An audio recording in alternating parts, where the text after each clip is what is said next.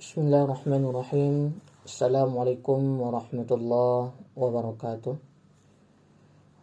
Alhamdulillahi wa kafa wa usalli wa usallimu ala sayyidina Muhammadin Mustafa wa ala alihi wa ashabihi ahlil wafa.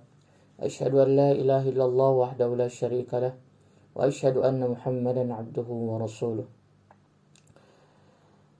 Amma ba'd. Alhamdulillah, pada kesempatan kali ini kita akan membahas tentang derajat hadis berdasarkan jumlah sanad. Itu artinya bahwa sebuah hadis itu bisa memiliki banyak sanad atau banyak perantara yang menghubungkan antara penerima hadis dengan Rasulullah SAW. Dan jumlahnya itu banyak sehingga jika jumlahnya satu memiliki istilah yang berbeda dengan jika jumlah sanadnya ada dua. Dan sanad hadis yang berjumlah dua akan berbeda istilahnya dengan hadis yang memiliki sanad berjumlah tiga. Semakin banyak jumlah sanad sebuah hadis, itu menunjukkan semakin kuat kualitas sebuah hadis tersebut. Dan itu juga bisa menjadi indikasi akan kuatnya atau baiknya sebuah hadis tersebut. Oke, selanjutnya saya ingin mengingatkan kembali bahwa struktur hadis itu ada yang disebut dengan matan. Ini yang pernah kami ulang dalam beberapa video sebelumnya. Ada yang disebut dengan sanad. Nah, dalam kesempatan kali ini kita akan membahas tentang sanad ini.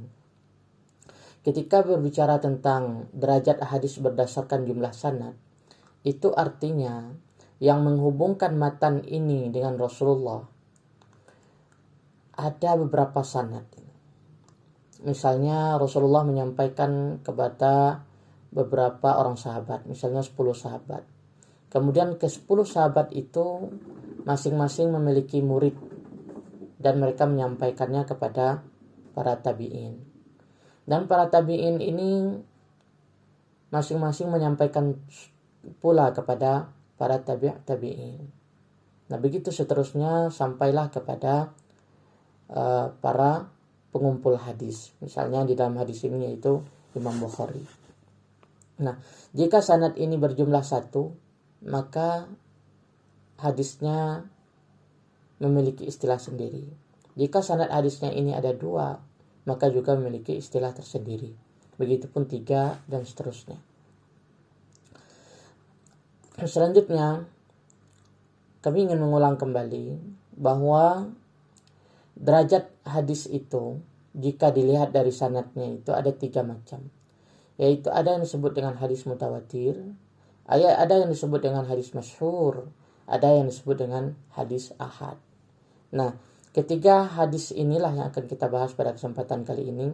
Bagaimana sih sanad hadis mutawatir, bagaimana sanad hadis masyhur, dan bagaimana pula tentang sanad hadis ahad. Ketika ada orang menyebutkan bahwa hadis ini adalah hadis mutawatir, maka kita harus tahu bagaimana kriteria hadis mutawatir tersebut.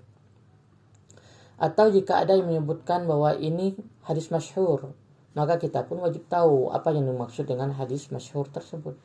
Begitupun dengan hadis ahad, maka kita wajib tahu apa yang disebut dengan hadis ahad tersebut. Jangan sampai karena kita tidak mengetahui sebuah istilah, kemudian kita menolak sebuah hadis. Misalnya karena tidak mengetahui apa itu hadis ahad, sehingga kita menolak ketika ada yang menyebut itu adalah hadis ahad misalnya. Oke, selanjutnya saya akan memperlihatkan bagaimana sih struktur dari hadis mutawatir.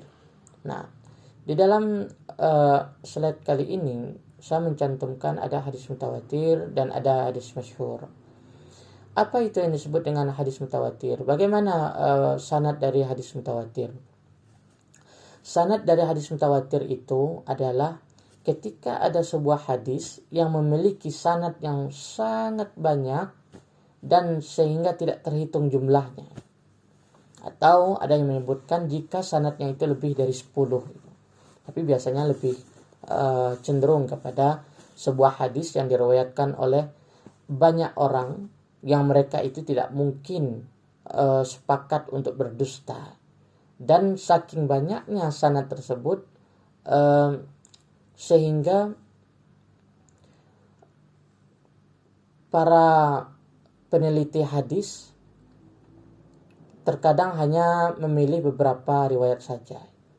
Nah, sedangkan ada yang disebut dengan hadis masyhur. Jika hadis mutawatir itu adalah hadis yang memiliki sanad yang jumlah sanadnya itu tak terhitung atau lebih dari 10, maka hadis masyhur ini adalah hadis yang memiliki jalur sanadnya itu minimal 3. Kemudian dari 3 sampai 10 itu disebut dengan hadis masyhur. Jika sanad sebuah hadis itu misalnya dari Nabi ini sampai kepada Imam Al-Bukhari ini, Muslim, Tirmizi atau Ibnu Majah dan Abu Dawud dan lain sebagainya. Nah, jika jumlahnya itu ada lebih dari 3 namun kurang dari 10 atau sampai 10, itu disebut dengan hadis masyhur. Tapi jika lebih dari itu, maka disebut dengan hadis mutawatir.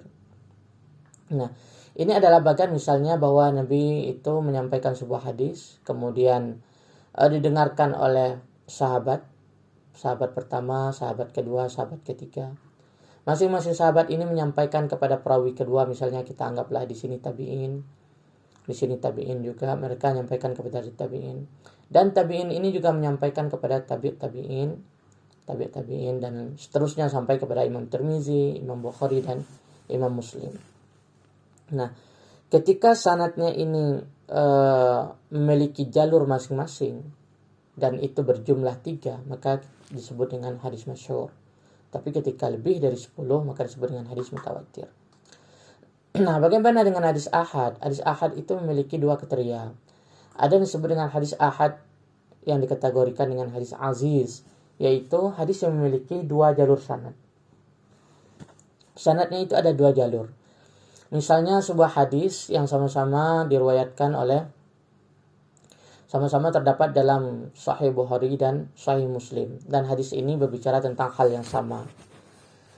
Dan Imam Bukhari mengambil dari gurunya, Imam Muslim mengambil dari gurunya, dan mereka sama-sama memiliki guru yang berbeda, begitupun seterusnya sampai kepada Rasulullah SAW. Itu berarti sebuah hadis tersebut memiliki 2 sanad. Atau sebuah hadis yang dari awalnya itu tersebar pada banyak orang. Misalnya Nabi itu menyampaikan kepada 3 orang sahabat. Kemudian kepada 3 orang sahabat ini menyampaikan kepada 3 orang tabi'in. Dan masing-masing dari 3 orang tabi'in ini menyampaikan kepada 3 orang tabi'in misalnya. Nah, pada selanjutnya tabi'in ini memiliki murid 1, kemudian dia sampaikan. Sedangkan tabi'in ini tidak memiliki murid, tetapi murid dari tabi'in yang ini mengambil dari perawi yang satunya itu. Nah, dari yang sini.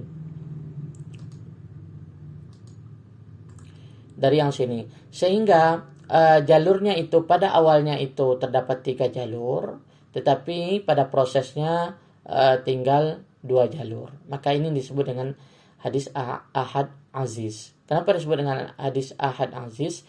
Ya, karena aziz itu bermakna kuat gitu. Nah, ini adalah bentuk sanad dari hadis ahad aziz. Kemudian selanjutnya ada sebut dengan hadis ahad gharib. Hadis ahad gharib itu adalah hadis yang memiliki hanya 1 sanad saja.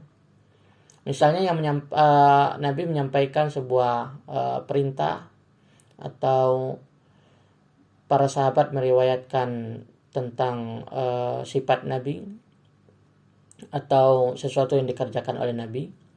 kemudian itu disampaikan kepada generasi seterusnya menyampaikan kepada generasi berikutnya, sampailah kepada Imam Muslim. Tetapi hanya memiliki satu jalur saja, maka itu disebut dengan hadis ahad gharib. Begitupun sebaliknya, ketika hadis itu disampaikan, pada awalnya Nabi menyampaikan kepada banyak sahabat, kemudian banyak sahabat itu juga menyampaikan kepada banyak tabi'in dan seterusnya, tetapi pada selanjutnya pada akhirnya hanya disampaikan kepada satu orang itu, pada perawi yang 5 ini, dan Imam Bukhari mengambil dari perawi yang 5 ini saja, tidak mengambil dari jalur ini, maka ini hadisnya disebut dengan hadis ahad gharib, meskipun pada awalnya ini disampaikan kepada 3 orang.